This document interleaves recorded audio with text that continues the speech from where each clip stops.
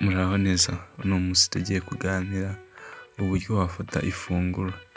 So sometimes I don't judging other people but let told that rimwe na rimwe hari ibintu tubona tukabona tudakwiye kubicicika cyangwa ngo tureke kubivuga.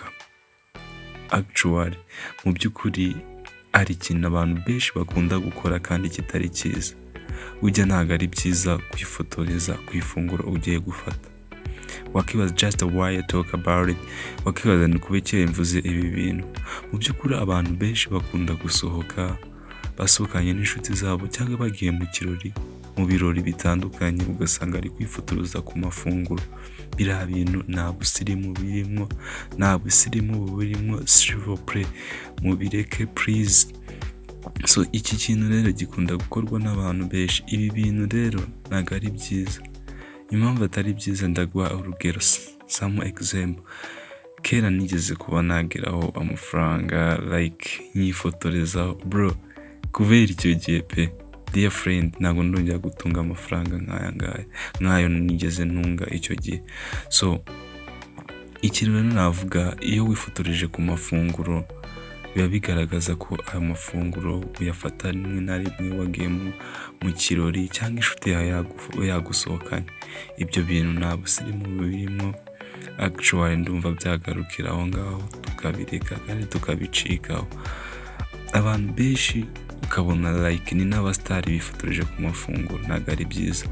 So hari ikintu bita dessert ni ifunguro umuntu afata amaze gufata amafunguro twakita ko ari hard.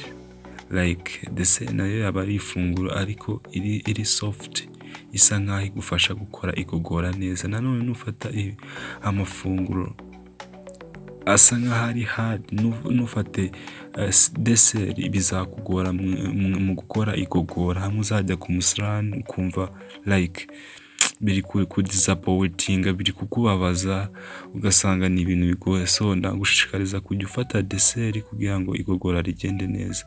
Hari ikindi kintu gikunda kubaho, nimba uri umusirimu kuko bikurimo ukagera ahantu ni muri self service like nukwiyaruri ugafata ifunguro dear friend utari bumare.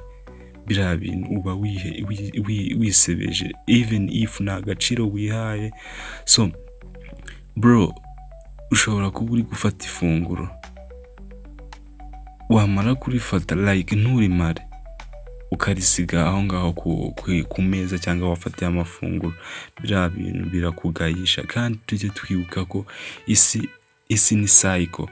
Like uri kurya donc hari uwabwiriwe. Even if nimba ugize ayo mahirwe ukabona iryo funguro, fata ibyo ubasha kumara. That is correct. Fata ibyo ubasha kumara donc ubundi ibindi ubireke. Mu byukuri abantu benshi cyane bajya babwirirwa abandi bakamena ibiryo. Ibyo ni ibintu bibabaje kandi bigayitse. Like nibyiza nimba ugize ability yo kubona amafunguro. Man, kuri iyi sara abantu benshi bapfa bishwe n'inzara. I think you know. So niyo mpamvu rero ikintu bita amafunguro ntago ndi I don't judging other people or blaming other people. Ahubwo ni ugufatanya kugira ngo turebe ko ibintu nk'ibi byacika kuko bijya bikunda kuba ahantu henshi. Thank you wakoze kureba iyi video ugakomfort.